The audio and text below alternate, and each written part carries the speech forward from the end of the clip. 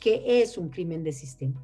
Y desde ese punto de vista es clarísimo que un crimen de sistema empieza por estandarizar elementos fundamentales que lo hacen singular y especial. Cuando nosotros hablamos de un crimen de sistema, pues tenemos que decir categóricamente que no es cualquier delito. Y desde ese punto de vista, si decimos no es cualquier delito, pues tenemos que mirar categóricamente que hay una serie de delitos que responden como su nomen juris a la definición de crimen de sistema. Y desde ese punto de vista también vamos a ver que en ese contexto los crímenes de sistema parten de una acción colectiva, normalmente política. Y esto lleva a que empecemos a hacer una reflexión muy importante. Si no es cualquier delito y es un crimen de acción colectiva, de índole normalmente político, y cuando yo me refiero a normalmente político, pues también tendremos algunas excepciones, pero por regla general estaremos hablando de este contexto. Y fíjense que entonces empezamos a decir un crimen de sistema, ¿por qué se diferencia y en qué se estructura?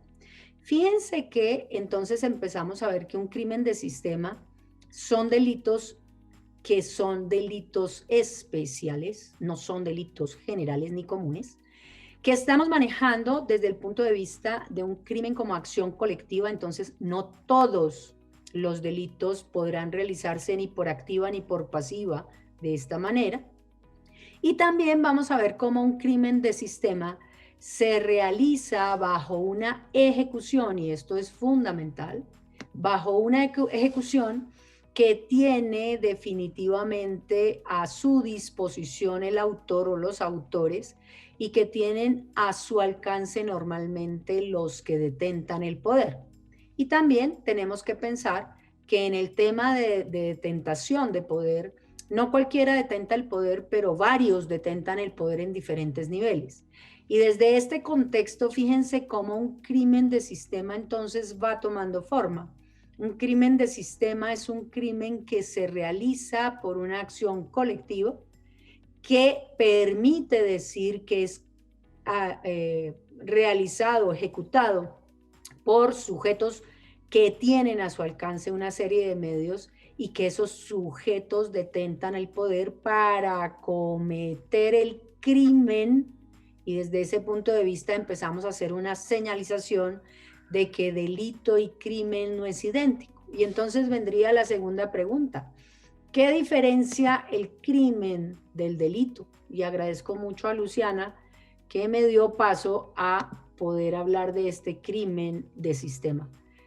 ¿Qué significa entonces diferenciar un crimen de un delito? Digamos que el delito lo vamos a llamar mucho más frente a un derecho penal local, frente a un derecho penal localizado, interno, y el crimen ya tiene una vocación internacional. Y cuando digo vocación internacional es que es un delito grave que genera también la necesidad de entender que el bien jurídico le interesa, y el titular del bien jurídico es la humanidad entera.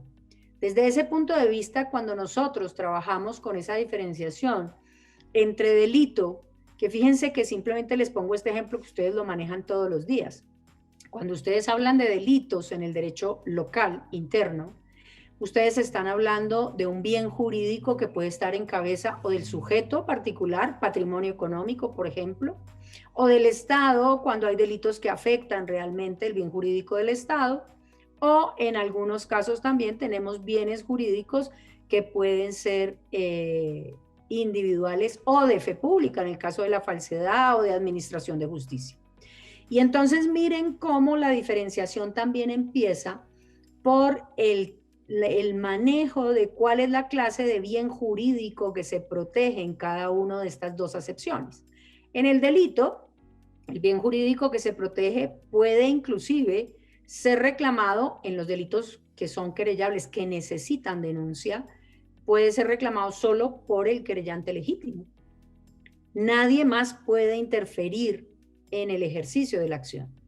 Mientras que en los crímenes tienen un componente internacional que hace que los estados reclamen el cumplimiento, la protección y otras obligaciones que vamos a ver a medida que vayamos avanzando. Pero ¿por qué yo empiezo siempre por esto? Y digamos, vamos a mirar de manera alternativa elementos que nos permitan comprender por qué es fundamental empezar por ahí. Porque si no es igual, y ya me lo ha dicho tanto Laura como Luciana, si no es igual un delito y un crimen, pues la forma de investigar tampoco va a ser igual. Y tampoco va a ser igual porque las particularidades y las diferencias llevan a que nosotros entendamos que la forma de asumir la investigación no puede ser idéntica. Si bien es cierto, hay algunos delitos, y esto lo estoy hablando ya en términos discriminatorios, es decir, delito y crimen, puede tener algunos rasgos similares frente a formas de investigación. Los crímenes exigen una forma de investigación especial, particular y de manera mucho más amplia, que no solamente la tenemos ya en protocolos, convenios internacionales, sino que significa también el reclamo justo de los organismos internacionales por haber incumplido categóricamente la protección, la garantía y la debida diligencia.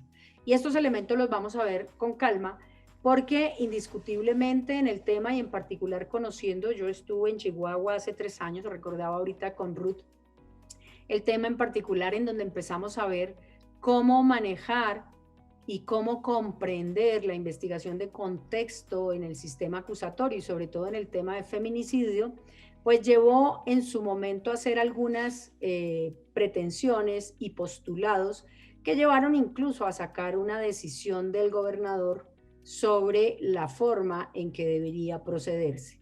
Pero desde ese punto de vista, fijémonos cómo los crímenes son graves violaciones sistemáticas de manera estructural. Y esto lleva entonces a elementos fundamentales de comprender el crimen. Normalmente son comportamientos que además de lo que acabamos de ver, colectivos desde el aspecto político, con medios que el poder maneja y a través de la convicción de que el bien jurídico es internacional, normalmente estas violaciones sistemáticas estructurales son masivas o plurales, pero esa pluralidad tiene una relevancia, son intolerables y son perseguibles de oficio. Y esto lleva en esencia entonces a empezar a comprender que los crímenes ya catalogados como crímenes deben ser objeto de preocupación por las fiscalías para una persecución oficiosa. Y esa persecución oficiosa significa no solamente realizar un mínimo de requisitos frente a la investigación, imputación y juicio, sino que requiere unos niveles y unos estándares que vamos a empezar a mirar cómo se cumplen a través no solo de las mismas exigencias de la condición y categoría de crimen, sino de las exigencias que significan trabajar con los fundamentos esenciales de los tribunales internacionales y que ya han puesto un punto de quiebre en donde efectivamente no podemos hacerlo de otra manera. Y no podemos hacerlo de otra manera porque incumpliríamos obligaciones internacionales. Y entonces diríamos, el crimen no solamente es una violación, sino que es una grave violación sistemática y estructural. Y esto ya nos va poniendo un punto muy fuerte en el tema de la investigación. ¿Cómo aproximarnos a demostrar que es un crimen de esta categoría y cómo generar efectivamente un procedimiento que nos lleve a demostrar integralmente los elementos objetivos de ese crimen y obviamente los elementos subjetivos de ese crimen? Desde ahí entonces podemos decir que cuando nosotros estamos dentro de sociedades en donde efectivamente hay una serie de condiciones que van a partir de conflictos armados no internacionales, o cuando estamos trabajando sobre la base de un conflicto altamente estratificado o de sociedades dicotómicas en donde efectivamente hay una confrontación permanente, vamos a ver que estas sociedades son más propensas a esta clase de crímenes por dos factores.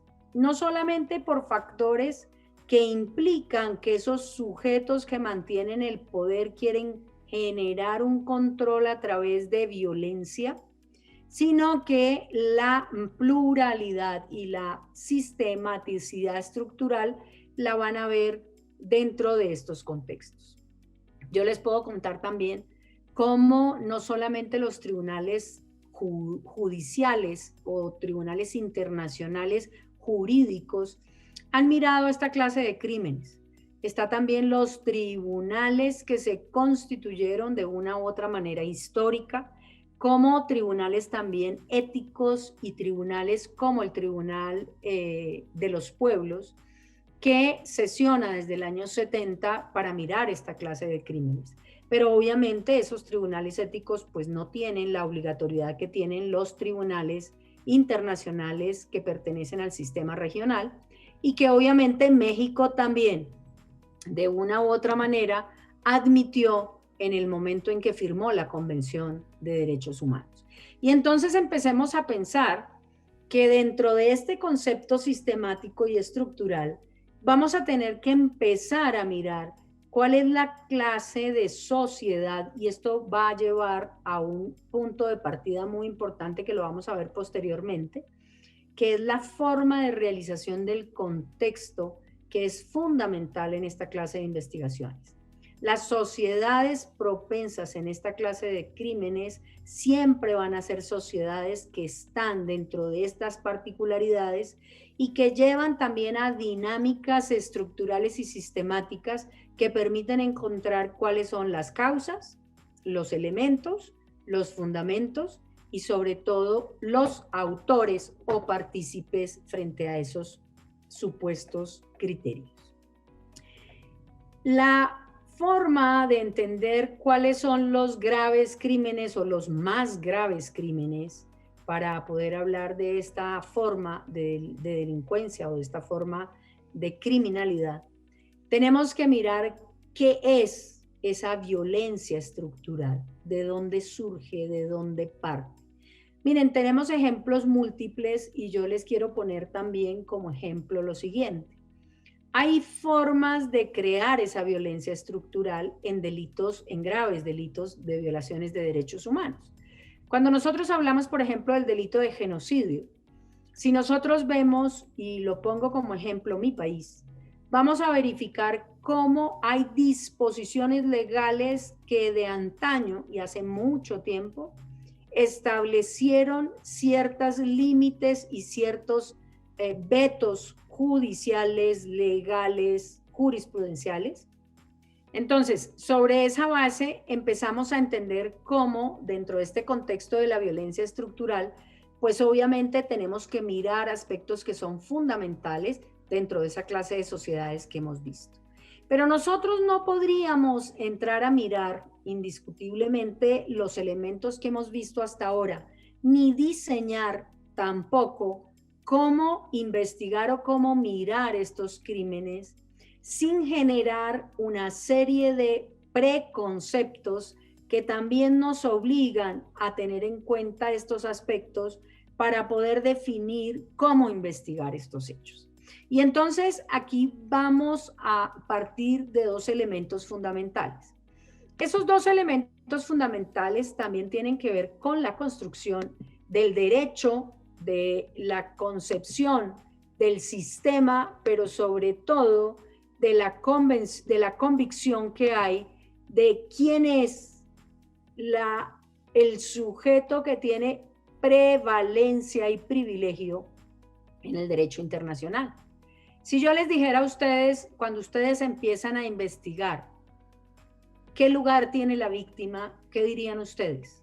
Las víctimas no solamente son el centro, sino son el foco de cualquier investigación que se haga en esta clase de crímenes. Y desde ese punto de vista, fíjense cómo también los derechos han pasado y el derecho internacional también ha pasado por diferentes etapas que permiten decir que de una u otra manera estamos en la última etapa, que es el tema de la visualización de la víctima como elemento esencial.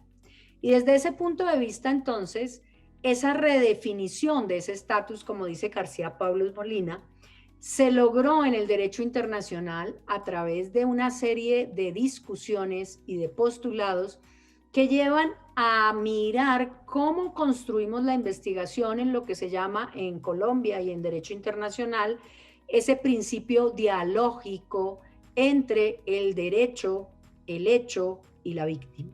Desde ese punto de vista, miremos cómo también, ya sabiendo que es un crimen de sistema, pues obviamente vamos a ver que las víctimas, que son masivas y plurales, van a terminar generando indiscutiblemente una necesidad para utilizar una serie de criterios que nos permitan también decir cómo vamos a actuar y cómo vamos a investigar, quiénes son las víctimas, qué clase de víctimas tenemos y desde ese punto de vista qué clase de medidas. Y digamos que dentro de esas tipologías podemos ver que hay víctimas que tienen una vulnerabilidad biológica, psicológica y desde ese punto de vista situacional también.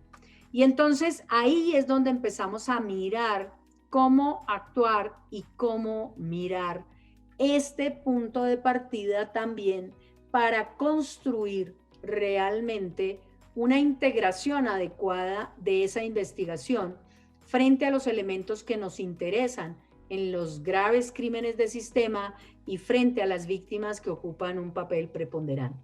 Nosotros vamos a tener múltiples clasificaciones de las víctimas y desde ese punto de vista, pues ustedes pueden responder a cualquiera de ellas.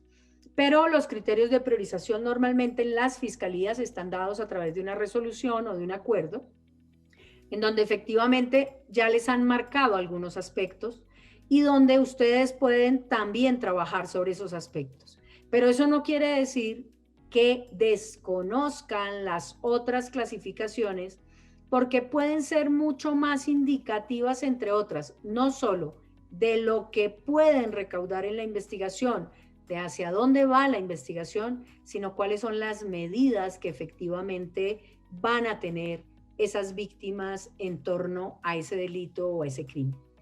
Desde ese punto de vista, veamos cómo esas múltiples clasificaciones pues llegan a una serie de aspectos que nos permiten llamarlas de manera genérica como las están viendo en pantalla, que significa analizar desde ese punto de vista cuáles son desde ese tema también los riesgos para las víctimas.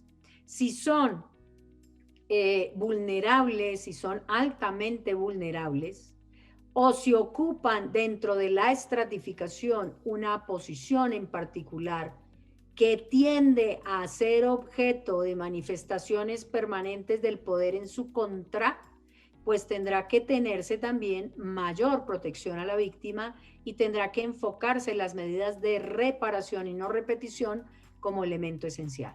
Y entonces aquí les quiero yo proponer algo que es lógico dentro de estos crímenes. Y es que desde el primer momento la investigación no solamente va a determinar quiénes son los autores, sino a establecer quiénes son las víctimas para lograr contener la posibilidad de que sobre esas víctimas se vuelva a revictimizar o se cometan mayores hechos. Desde ese punto de vista, cuando nosotros hablamos de la revictimización, entonces tenemos que tener muy claro que en esta clase de crímenes, pues obviamente hay una serie de factores que obligan a mirar los aspectos y tener en cuenta los aspectos también para tomar medidas respecto a la víctima. Y miren cómo en la violencia de género podemos tener todas estas condiciones en un momento dado frente a comportamientos que puedan ser categoría de crímenes. Y allí empezamos a ver también cómo los enfoques también nos van a permitir entonces tomar partido sobre estos elementos para poder definir cómo adelantar esa investigación, cómo realizar ese programa metodológico, cómo avanzar frente a esa investigación en particular. Si nosotros tenemos en particular en los crímenes que puedan incorporar esta tesis de la vulnerabilidad, vemos que la victimización previa, anterior a la agresión, aumenta el poder del agresor y debilita a la víctima.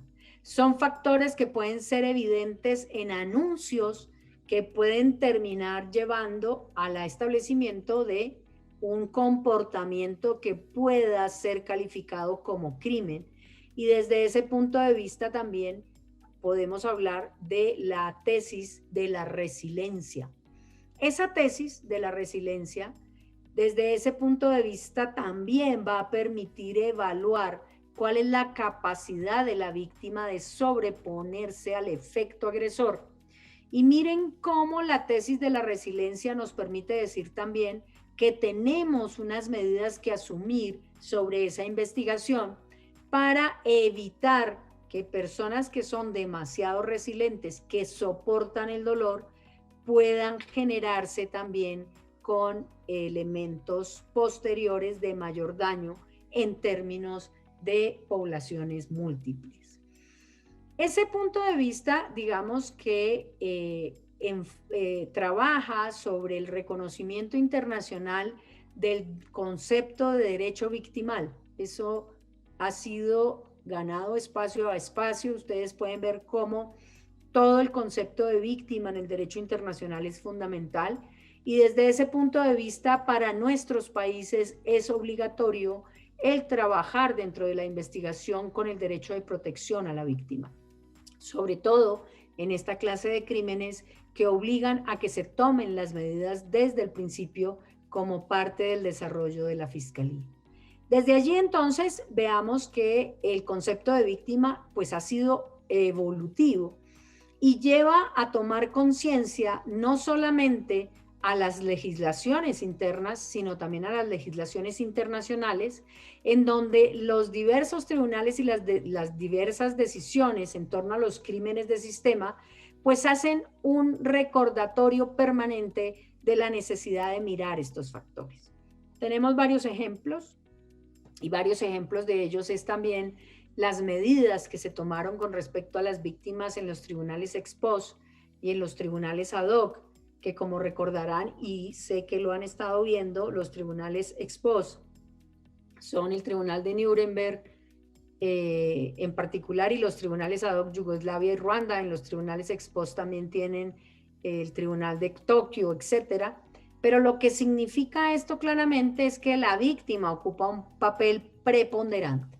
Y fíjense cómo dentro de los estándares universales de derechos humanos, entonces esos límites frente al manejo de la víctima, incorporándola dentro de esa investigación, son estándares que se convierten en límites obligatorios para todos los países que pertenecen al sistema interamericano. Ustedes recordarán que dentro del sistema interamericano pues está México, y obligatoriamente trabaja sobre este aspecto, lo que permite también decir que estamos en plena vigencia de un derecho internacional complementario.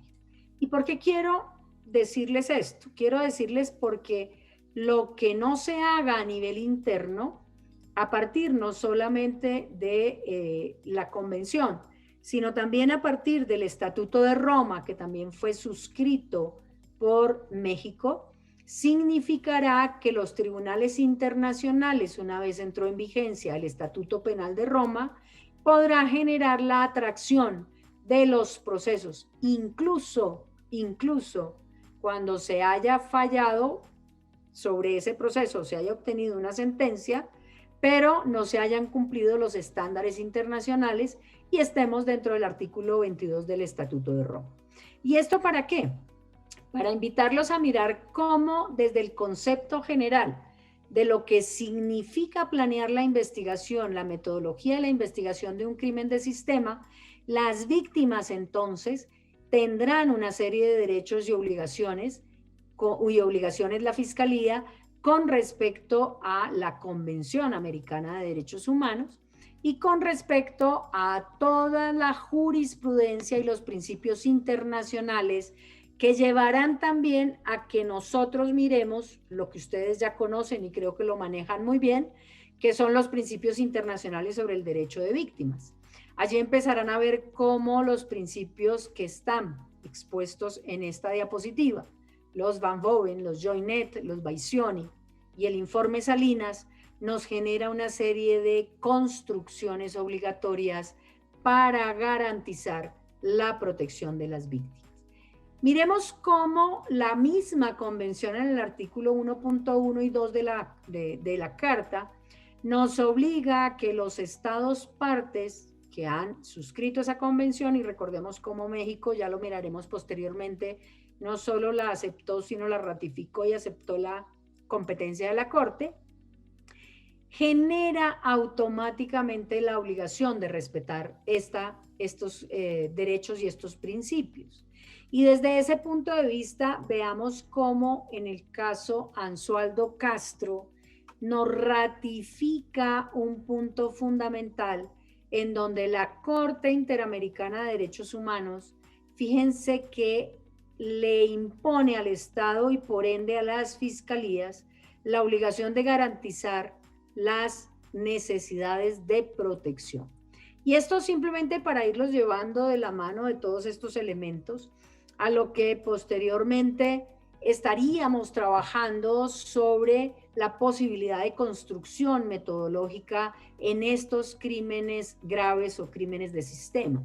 Y desde allí veamos cómo también podemos decir que no hay posibilidad, según la Convención Americana, de que se pueda interpretar ninguna norma con exclusión de otros derechos y garantías. Nosotros sabemos que México ha tenido, digamos, dos etapas. Una etapa de reconocimiento pleno a las decisiones de la Corte Interamericana de Derechos Humanos y una segunda etapa que trató de interpretar en el año 2016 la obligatoriedad de estas sentencias, diciendo que la Corte de todos modos se pronunciaría, pero sobre esa base creemos que hay un cumplimiento y una obligatoriedad frente a estos elementos. Y fíjense entonces que los estándares generales en materia de garantía y protección judicial, previstos en el artículo 8 y 25, llevan a tener algo claro, y llevan a tener algo claro cuando hablamos de la no impunidad. Cuando estamos manejando un concepto de esta clase de crímenes, el paradigma esencial es la no impunidad. Y esto lo tenemos que tener muy claro y lo tenemos que diseñar en nuestra actuación inicial para garantizar que nuestras investigaciones no vayan a generar impunidad y para garantizar que todos los elementos que ya miraremos posteriormente cumplan efectivamente con todos los presupuestos que se han especificado por la Convención, por la Corte Interamericana, por los tribunales ad hoc y los tribunales y la Corte Penal Internacional, que ya viene construyendo una serie de jurisprudencia muy interesante. Desde ese punto de vista, miren cómo la misma sentencia Iberbrosten versus Perú ya nos decía que se violan las garantías cuando hay impunidad. ¿Y cuándo hay impunidad?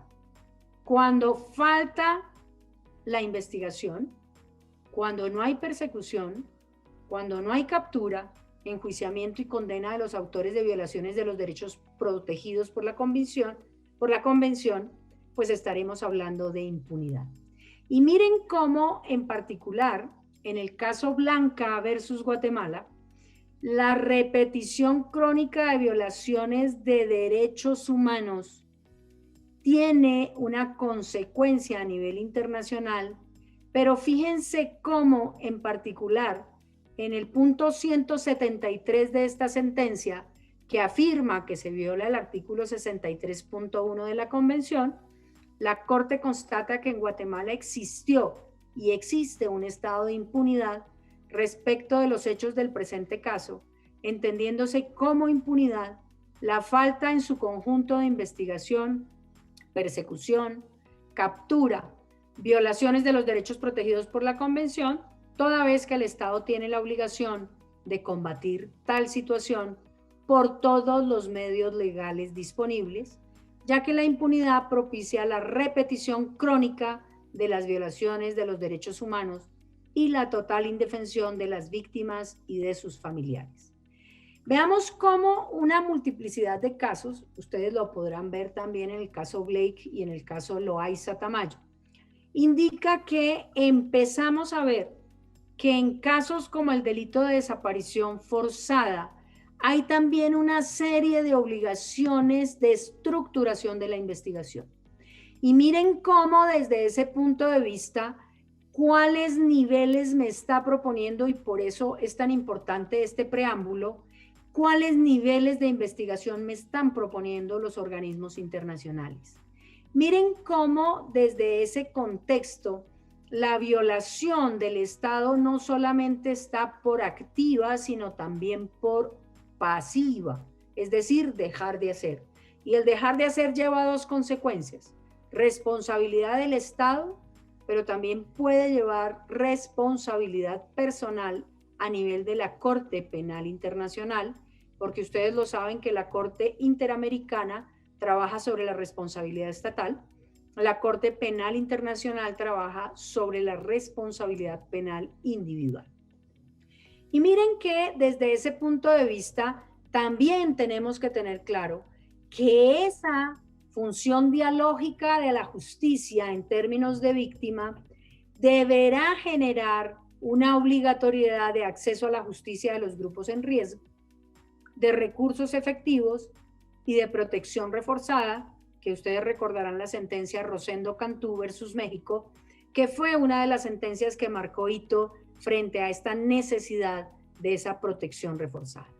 Desde allí entonces tenemos que decir que el acceso a las víctimas, pues obviamente dentro de estos graves crímenes se genera como un elemento esencial de ese programa de investigación o de esa metodología que vamos a abordar y que vamos a tener que trabajar desde el concepto también dialógico que estoy mencionando, que permite no solamente construir a partir de lo que efectivamente estamos viendo como funcionarios y como fiscales, sino del derecho de las víctimas a la construcción de verdad, al conocimiento de la verdad y al acceso a la justicia. Desde ahí también vamos a ver cómo los principios y directrices de la ONU pues nos recuerdan cuáles son efectivamente dentro de ese diseño metodológico, no solamente los derechos de las víctimas, sino también las obligaciones. Y desde ahí podemos ver que aprobaron la obligación de respetar y asegurar no solamente el cumplimiento de las normas de derechos humanos y de derecho internacional humanitario, sino además la obligación de respetar y asegurar que se respeten las normas internacionales de derechos humanos. Miren cómo desde este punto de vista, también en el literal B de esta resolución, se pide y se exige investigar las violaciones de forma eficaz, rápida, completa e imparcial. Esto no solamente está dado por la resolución de la ONU, viene hace mucho tiempo marcado por la Corte Interamericana, pero desde ese punto de vista, miren cómo reclama la responsabilidad también de los presuntos responsables en el derecho interno y en el derecho internacional, y también reclama la responsabilidad de las personas, funcionarios judiciales o fiscales que no hayan actuado de esa manera por las consecuencias que tiene una investigación tardía. Y desde ese punto de vista veamos que se constituye en un punto de quiebre para determinar también responsabilidades a todo nivel. Desde allí, fíjense cómo el literal C de esta resolución nos pide dar a quienes afirman ser víctimas de una violación de sus derechos, o derechos humanos o derecho humanitario, un acceso equitativo y efectivo a la justicia. Desde ese punto de vista también proporcionar los recursos eficaces, incluso la reparación como elemento esencial. Y miren que aquí yo les marco este punto porque este punto es fundamental para que nosotros lo tengamos en cuenta al realizar esa metodología de investigación.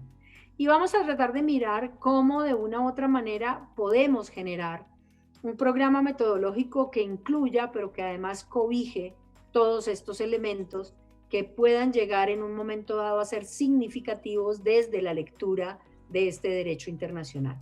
Desde allí vemos entonces que todas las normas van apuntando hacia esa necesidad de asegurar que esas víctimas sean consideradas y desde ese punto de vista que se garantice su seguridad, su bienestar físico y psicológico y su intimidad, así como las de sus familias. Desde ese contexto podemos decir que también es obligatorio evitar la revictimización, y este es un tema que yo siempre recalco porque sobre todo en esta clase de crímenes el Estado es el que tiene el deber de velar porque no se generen violencias ni traumas que puedan llevar a revictimización a las personas que sufrieron como sujetos pasivos o como víctimas, porque la diferencia es ostensible, esta afectación. Desde ese punto de vista, miren que las obligaciones internacionales nos llevan entonces a la necesidad de determinar la obligación de investigar como un límite inamovible, pero además traer las pruebas suficientes y necesarias para empezar a entender y comprender que la forma de diseñar la investigación no puede ser ajena a estos principios. La forma de diseñar la investigación, independientemente de que tengamos o no tengamos el tema en particular de la priorización, no puede ser ajena a estos principios. Y entonces vamos a intentar, desde ese contexto, mirar efectivamente cómo podemos empezar a analizar cuáles serían los mecanismos, cuáles serían las formas, cuáles serían los elementos que permitieran de una u otra manera encontrarnos en esa función y sobre esos supuestos en esa particularidad.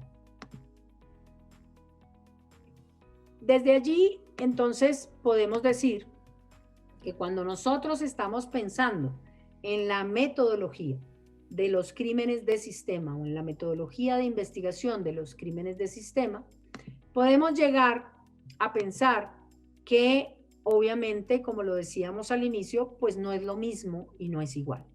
Y entonces tenemos que pensar también en qué consiste esa debida diligencia que tenemos como investigadores. ¿En qué consiste esa debida diligencia que tenemos como marco central frente a cada uno de estos elementos y frente a cada una de estas obligaciones? Si yo les dijera a ustedes que dentro de esa debida diligencia con nivel internacional implica lo que ya les dije, la necesidad de asumir las investigaciones de manera oficiosa, de realizar las labores que haya que realizar, significa que no tengo que estar esperando que la víctima me traiga las pruebas. Significa que no tengo que estar esperando que la víctima ratifique un hecho frente a estos crímenes. Significa que yo tengo que iniciar de manera oficiosa y como Estado las investigaciones sin poner más condiciones que la gravedad del crimen. Desde ese punto de vista, el no inicio oficioso también tiene unas consecuencias en no solamente la morosidad del adelantamiento de la investigación, sino los elementos fundamentales que llevarían también a la responsabilidad ante el nivel internacional. Desde ese punto de vista, también es fundamental entender que nuestras investigaciones deben ser oportunas. ¿Y por qué deben ser oportunas dentro de ese contexto? Porque cuando nosotros miramos cómo efectivamente estos crímenes masivos, estructurales, sistémicos, van a seguir perpetuándose a través del poder para seguir generando víctimas, la oportunidad es un elemento necesario y fundamental para que nosotros podamos decir que el Estado cumplió con la obligación de investigación.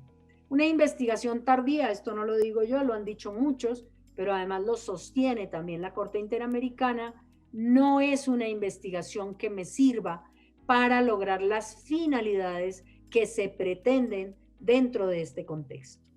De igual manera, una investigación debe ser exhaustiva. Y esto nos lleva entonces a tratar de comprender que la forma de asumir estas investigaciones no se da por satisfecha cuando la investigación solamente aborda una hipótesis de todas las posibles, cuando solamente aborda un responsable de todos los posibles o cuando solamente llega a un responsable dejando por fuera los demás. Desde ahí la exhaustividad me implica que debe ser desde el punto de vista de la investigación, una investigación que cobije todas las hipótesis que se hayan construido frente a ese crimen, que se levanten todos los medios probatorios necesarios y evidentes, que no se deje de estructurar ninguna de las líneas de investigación obvias o lógicas. Y esto lleva entonces a que nosotros, dentro de ese criterio de exhaustividad, podamos decir que solo hemos cumplido cuando efectivamente hacemos un análisis completo y complejo de esta clase de crímenes y en particular de cada caso en concreto. Un punto fundamental, y creo que esto no solamente lo reitera la Corte Interamericana, sino todos los organismos de derechos humanos y las cortes europeas, la Corte Africana, la Corte de la región, en donde es fundamental mostrar la independencia de cada uno de los funcionarios, que permitirá asegurar que la investigación no va a ser objeto de ninguna manipulación, que no va a ser objeto de ninguna presión y que los funcionarios efectivamente van a trabajar dentro del contexto de lo que debe garantizar un Estado en esta clase de investigaciones. La independencia entonces empieza por la independencia en dos sentidos. La independencia estructural también. No puede haber presión interna a través de los mismos funcionarios de fiscalía o jueces, ni entre jueces ni entre fiscales, pero tampoco entre jueces y magistrados, ni entre fiscal general, fiscal de la región o del estado y fiscal que lleve el caso. Si bien es cierto, las fiscalías dentro del sistema acusatorio le generan una potestad al fiscal superior, llamémoslo así, fiscal estatal o fiscal general, en el caso de México, pues no puede tampoco generar interferencia y se debe garantizar esa independencia. La independencia es que estén libres de presiones, que puedan actuar sin ninguna complejidad ni ninguna presión externa o interna. Desde ese punto de vista, también vamos a ver cómo la participación frente a esos supuestos implicará indiscutiblemente que se haga dentro de condiciones particulares de competencia. Es decir, que los funcionarios que estén asignados a las áreas en concreto tengan el conocimiento, información y formación, sobre todo en esta clase de crímenes que, como ya lo decíamos desde el principio, pues marcan un punto esencial en el entramado del conocimiento de los elementos objetivos de cada uno de estos crímenes. La competencia entonces implica un conocimiento y una formación en cada una de las áreas de estos delitos, y sobre esos supuestos también veamos cómo en el caso en particular pues se genere la obligatoriedad de que ese fiscal, ya lo habíamos visto en el término de no impunidad, proceda a la investigación, persecución, captura, enjuiciamiento y demás. Desde ahí entonces empezamos a ver que digamos, el entramado de estos graves crímenes o estos crímenes de sistema, pues no es fácil entrarlos a investigar. Y no es fácil entrarlos a investigar por la misma complejidad que implica asumir una metodología en concreto. Y ya lo veíamos con la pregunta que le hacíamos hoy. ¿Cómo selecciona usted a las víctimas? Y entonces, cuando nosotros estamos en graves crímenes de sistema, las víctimas pueden estar todas en el estatus de vulnerabilidad idéntico o pueden estar todas en el estatus de revictimización o pueden estar todas en el estatus de vulnerabilidad psicológica.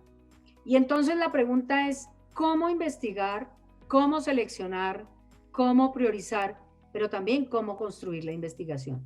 Fíjense que estamos apuntando a muchos extremos. Yo les pondría el caso en particular de las famosas convicciones que nos asisten, de que en estos crímenes siempre se genera la macrocriminalidad. Y la macrocriminalidad es un fenómeno histórico que también exige asumirlo de una manera especial.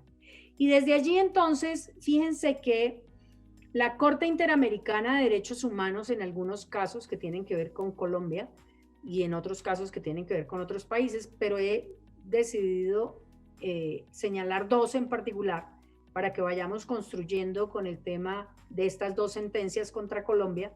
Caso Masacre de La Rochela versus Colombia y caso Cepeda versus Colombia, nos permite tener en cuenta el análisis de lo que significa hablar y trabajar en términos de crímenes de sistema. Y entonces, ¿qué implica para la Corte Interamericana en estas dos sentencias hablar de crímenes de sistema? Y por eso, en este recorrido que estamos haciendo, en parte con la necesidad de recordar cuáles son los elementos que tenemos que tener frente a esta propuesta y a esta forma de asumir los casos, pues vamos a ver que tenemos que diseñar primero el conocimiento de cómo en particular se cometen estos crímenes. Estos crímenes normalmente se cometen por aparatos organizados, se cometen con una motivación de grupo, y esto implica también que nosotros tenemos que tener la forma de asumir una investigación, y lo digo porque no cualquier organización puede constituir un elemento que sea parte de un crimen de esta naturaleza. Lo decíamos al principio y lo reitero ahorita. Normalmente como aparatos organizados, con una motivación de grupo, en grupos poblacionales determinados por un factor común, que aglutinen efectivamente a esas personas para la decisión de cometer el crimen. Y finalmente, en estas sentencias, ustedes van a ver que siempre va a haber un elemento subjetivo, una finalidad, que significa cumplir un propósito estructural. Y entonces yo les podría empezar, ya que hemos mirado algunos aspectos, empezar a preguntar cómo hago yo para determinar cuándo hay una finalidad de cumplir un propósito estructural.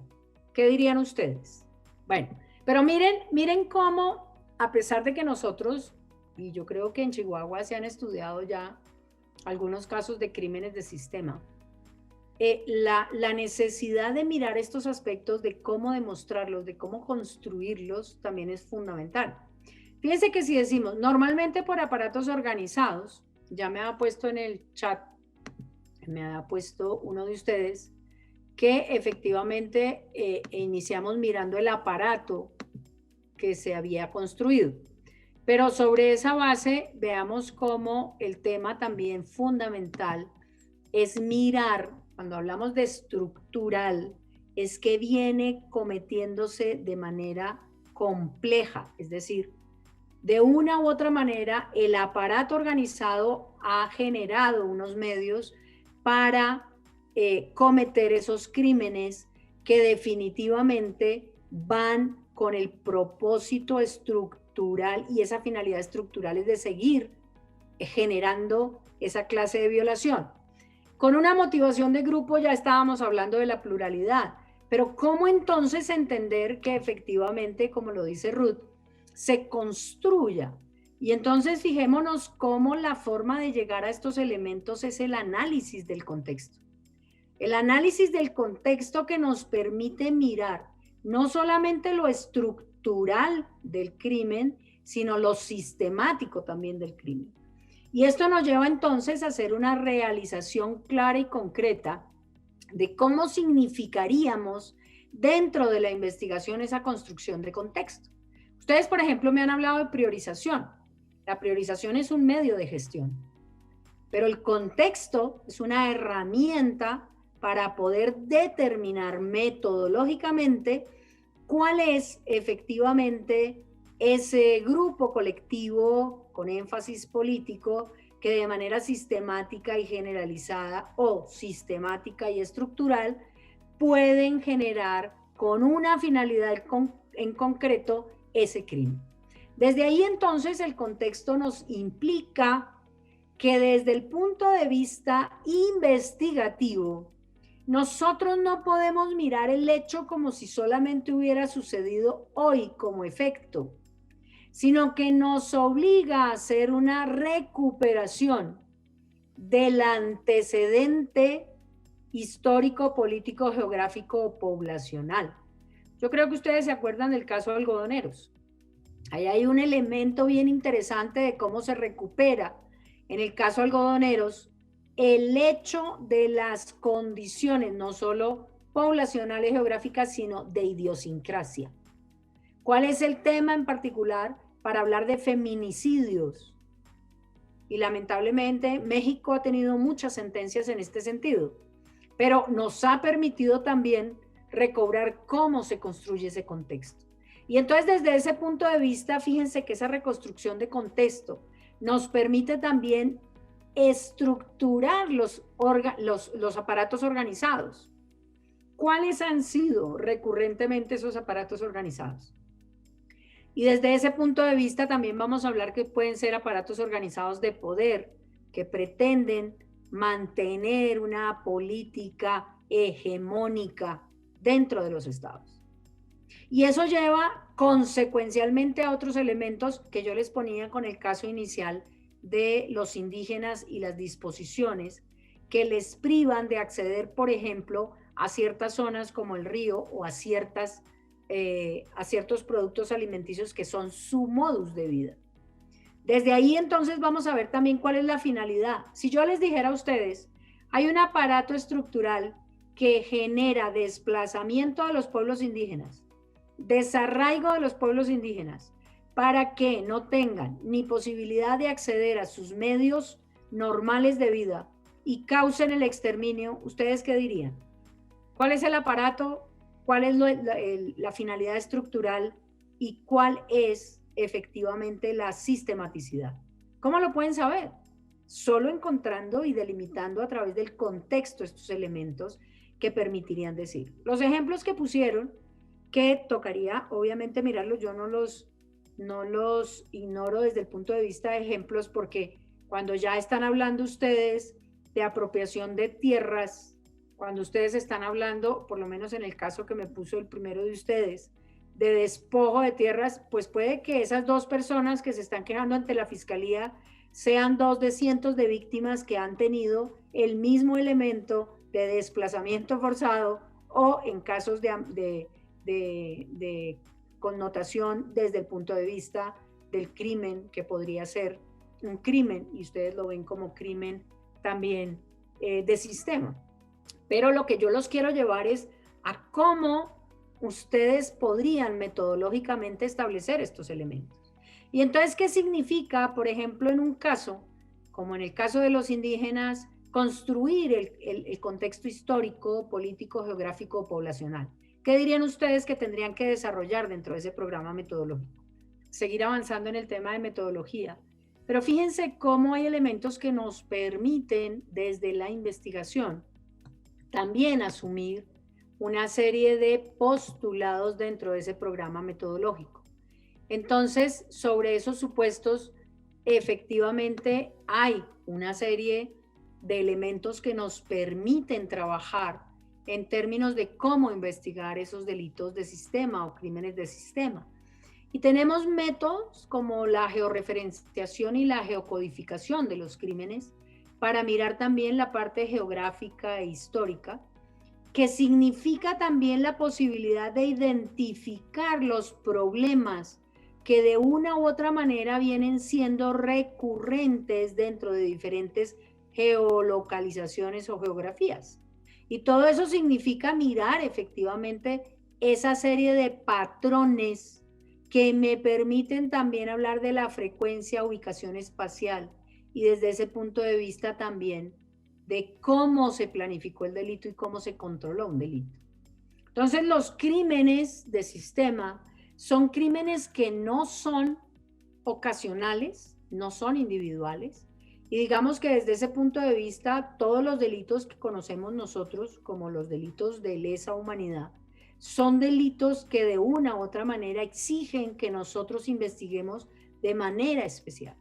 Si bien es cierto, podemos utilizar elementos que utilizamos de manera cotidiana, hay elementos que no pueden dejarse de usar para poder actualizar todo lo que circunscribe esa macrocriminalidad. Y por eso es tan importante que cuando nosotros hablamos de delito de contexto, de investigación en términos de contexto, podamos utilizar esto.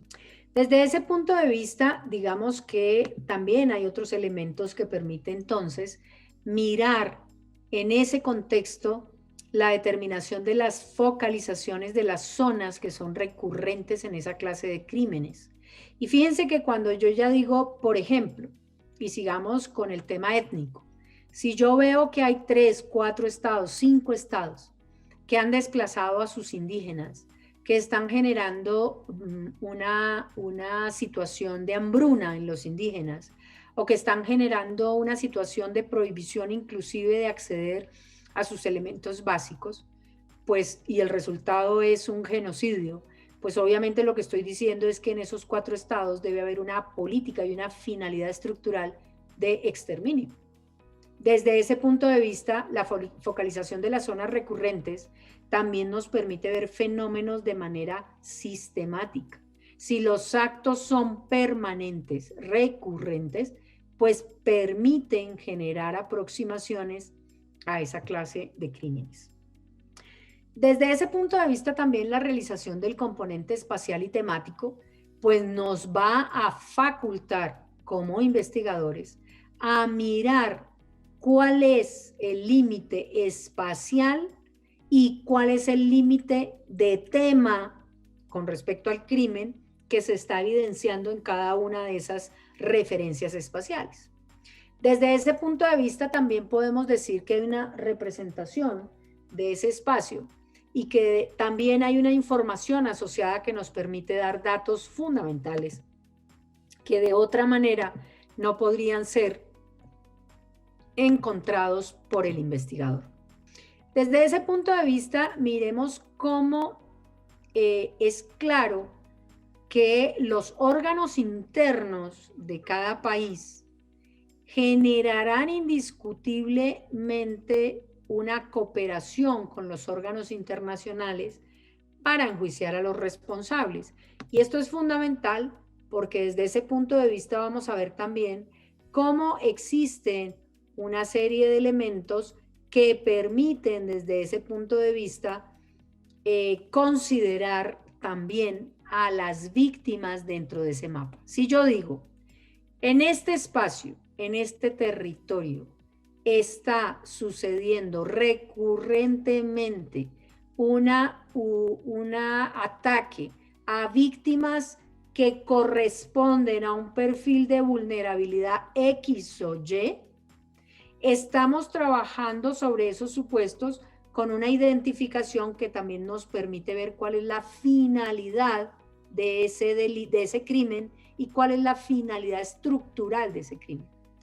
Independientemente de que la definición de víctima desde el punto de vista internacional también haya generado una concepción particular de que la víctima es quien haya sufrido daños individual o colectivamente, incluidas lesiones físicas o mentales, sufrimiento emocional, pérdidas económicas o menoscabo sustancial de sus derechos fundamentales, como consecuencia de acciones u omisiones que constituyan una violación manifiesta de las normas internacionales de derechos humanos o una violación grave del derecho internacional humanitario, fíjense que entonces en esa búsqueda de esa georreferenciación y de esos datos, tenemos que buscar también información de a qué grupo pertenece esa víctima, qué clase de agresión sufrió, qué condición en particular de las clasificaciones que vimos tiene, y eso hace también que entonces hagamos dos referencias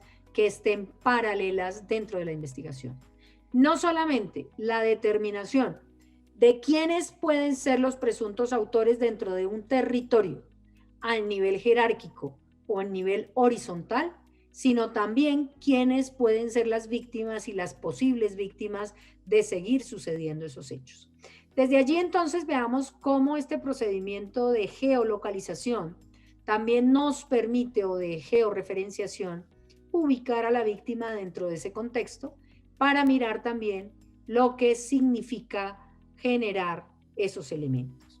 Y fíjense que aquí es muy importante que en esa ubicación y en esa forma de referenciar no solamente al grupo agresor, sino a la víctima, también nos permita entender que la víctima no solamente es la persona que sufrió la agresión, sino la familia.